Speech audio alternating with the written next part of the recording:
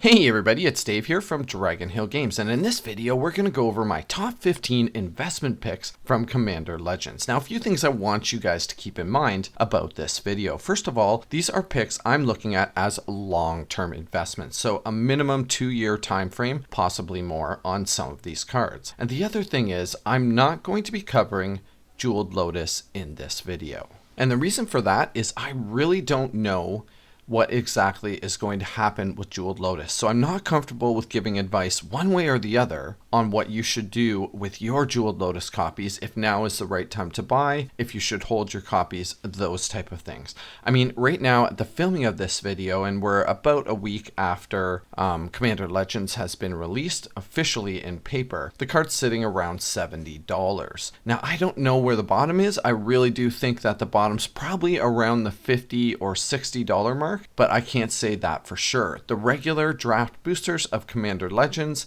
is not a limited print run, at least in my understanding it's not. So there is the potential for a lot of these Jeweled Lotuses to be out there. I'm not so worried about the bottom. I'm more concerned with how often is this card going to get printed. I really am of the belief that this is future reprint equity for Wizards. In that, I mean that they're going to not reprint this thing probably for a couple of years and then reprint it in Commander Legends 4 or something along those lines as a chase mythic in that set. But Wizards has surprised me in the past, especially with some of the things that they've been doing recently. They've done things like print the same copy of a card in back-to-back sets and just decimated the price on that card. So honestly, I really don't know where Jeweled Lotus is going to go, and I want to sit and actually absorb this card a bit more before I'm comfortable handing out any type of advice on this card. All right, that said, let's dive right into our top 15 list, and we're going to start with Thalis, Reverent Medium.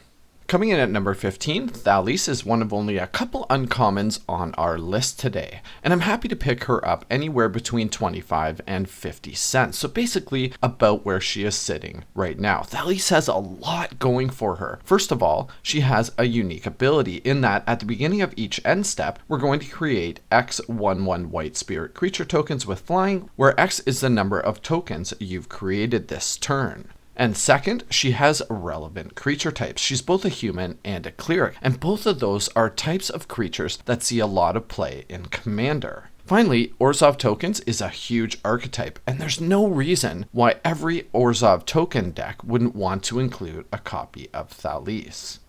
And taking up the number 14 slot, we have Neros Disc, an absolute steal at just 50 cents for the pack version. Even the extras version is only $1.85, which is cheaper than every other printing of Neros Disc. Now, yes, this card has been printed a ton. It was in all of the early core sets, and it had a lot of printings in around Commander 2013 to 2017 range. But all of those printings are going for $2 to $3, which is 4 to 6 times the current price of Neros Disc from Commander Legends. And as I pointed out, even the extended art version is still cheaper than the next cheapest printing. It's going to take a while for the price on this card to recover. However, Neros Disc is a staple, and there's no reason why the price on this card shouldn't move up in parity with all of the other printings.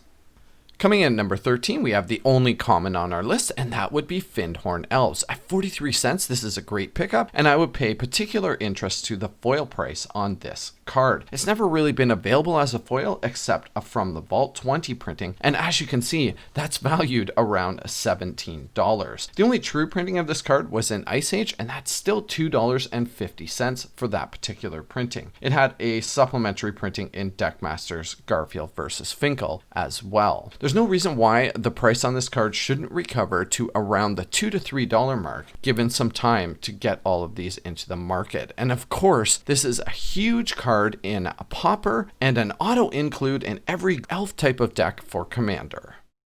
Now my number 12 and 11 choices are essentially interchangeable. I've chosen a couple of these new courts. Now there's one for every color. They were brand new offerings from Commander Legends, and they're all enchantments. They also all involve you becoming the monarch, so definitely an include in decks in those colors if you're running some type of monarch strategy. Both Court of Ambition and Court of Grace have amazing abilities stapled onto them. Court of Ambition is a huge tax on your opponents, especially especially in casual commander type play. At the beginning of your upkeep, each opponent is going to lose 3 life unless they discard a card. And of course, if you're the Monarch, that doubles down to 6 life or 2 cards, a massive, massive tax on each of your opponents. And Court of Grace seems like an auto include in any token strategy. At the beginning of your upkeep, you're going to create a 1/1 white spirit creature token with flying. But if you're the Monarch, create a 4/4 white angel creature token with flying instead. Court of Grace is actually bouncing up off of its bottoms. It saw a low of $1.50, and at the filming of this video, it was up to $1.80. Court of Ambition is still kind of bottoming out around the $1 mark, but I expect both of these to rise dramatically in the future. Alright, let's get right into our top 10 picks, and in the number 10 spot, I've chosen Austerity Command. Now, there's a few reasons for this. First of all, $1.50 is a screaming deal if you're looking at picking up one, even just for your own personal use. But this card has huge investment potential, in that all of the other copies are valued at least $4 and higher. Even the second most recent printing, which was just at Double Masters, is holding steady around $4. Now, I'm not usually a huge fan of them printing cards in back-to-back sets. However, this leads me to believe that it's unlikely that we're going to see this card get reprinted again in the foreseeable future. Huge commander staple, especially in control and stacks type strategies. My number 9 choice is the only other uncommon on the list, and that would be Roguerack, Son of Roga. This card's never been cheaper than where it is today at 94 cents, and I don't expect that to change. It's really only going to go up for here. Now, there's a lot of reasons why this guy is really solid. First of all, he's a 0-cost commander, which is practically unheard of. Secondly, he's got a whole bunch of stuff stapled onto him. First Strike, Menace, and Trample. So he just screams Voltron, which is one of the biggest strategies. And lastly, he has Partner. Don't underestimate this, folks. Partner is going to be a mechanic that is going to get reprinted, and probably a lot in future sets. So there's going to be a ton of commanders that partner well with Roguerack. There already is, but there is going to be future ones that definitely will. And if Roguerack doesn't see a bunch of reprints alongside of partners in new and future commander sets, the price on this guy is going to skyrocket. Get your copies now for under $1 while you still can. In the number 8 spot, we have Neros Primal Tide, one of the elder dinosaurs that was originally printed in Rivals of Ixalan. And of note, the price on the Rivals of Ixalan printing is around the $5 mark. Now, there's a possibility that Neros might drop a bit more, but I'm happy to pick it up in the $1.50 to $2 range. So again, about where it is right now. I fully expect that given time, this will recover and come into parity with the price of the original Rivals of Ixalan printing. If we head on over to EDH Rec, we can see it appears in over 10,000 decks, making it a very popular card in those colors. Neros also makes appearances as an actual commander.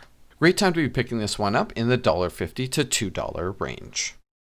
Coming in at number 7, we have Sakashimas Will. Now, this card is a little bit of a spec play, but one thing I can say for sure, it has nowhere to go but up from 50 cents. This card has the potential to be backbreaking in the right types of decks. It has 2 different modes, and although the first mode is a little bit random, target opponent chooses a creature they control and you gain control of it. It could still be very effective in the right situations. However, the second mode can be completely backbreaking in the right type of deck. Choose a creature you control. Each other creature you control becomes a copy of that creature until end of turn. This definitely has the potential to be abused, and even further still, if you control your commander, you get to choose both modes. Sakashimas Will is an excellent prospect at just 50 cents. My number 6 pick is one of my favorite new commanders from Commander Legends. Yurlok of Scorch Trash has the potential to be a huge new popular commander. In fact, it's driving the prices of some of the biggest winners over the course of the last couple of weeks. Overabundance, for example, has gone from basically being a junk rare to being worth almost $12 because of Yurlok of Scorch Thrash. This is a really unique commander in that it brings back mana burn. It's one of those almost kind of like a group hug type commanders in the sense that here, I'm going to give you so much mana. If you can't beat me, well, I'm sorry about your luck. This guy's got a lot of potential going forward, and there are a lot of cards that are yet to be printed that will be great includes in Yurlok of Scorch Thrash.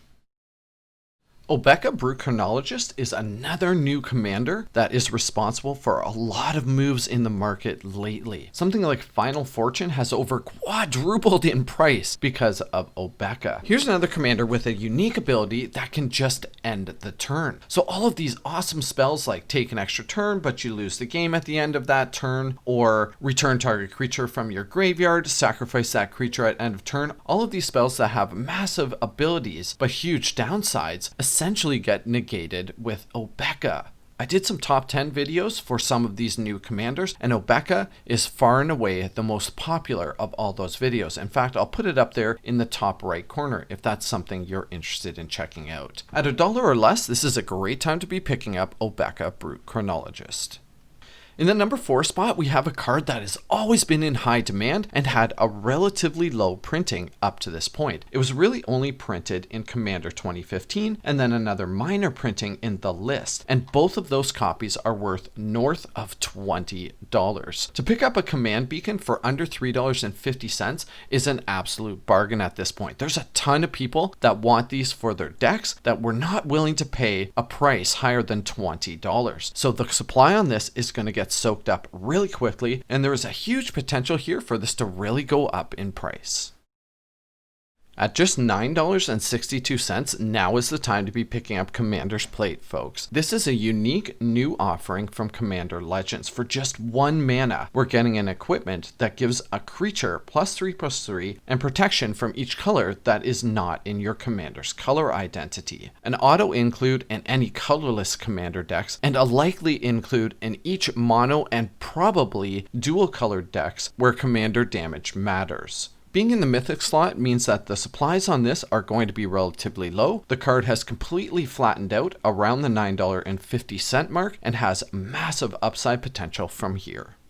I almost chose Coercive Recruiter as my number 1 pick. I cannot believe that this card is only 50 cents. Pirates has been pushed by Wizards for the last couple years, ever since the Ixalan block, and I don't expect that to change in the future. I really do believe that they want to make Pirates a viable tribal strategy in Commander, and Coercive Recruiter has an astounding effect. For just 5 mana, we're getting something that impacts the battlefield as soon as it comes into play. When it comes into play, or another pirate enters the battlefield under your control, gain control of target creature until end of turn. Untap that creature, of course it gains haste, and it becomes a pirate in addition to its other types. So like I was saying, we have an immediate impact on the battlefield as soon as this is played, and every other pirate you play is going to continue to allow you to take control of your opponent's creatures. There's no reason this doesn't go into every single pirate deck ever created from now until the end of time.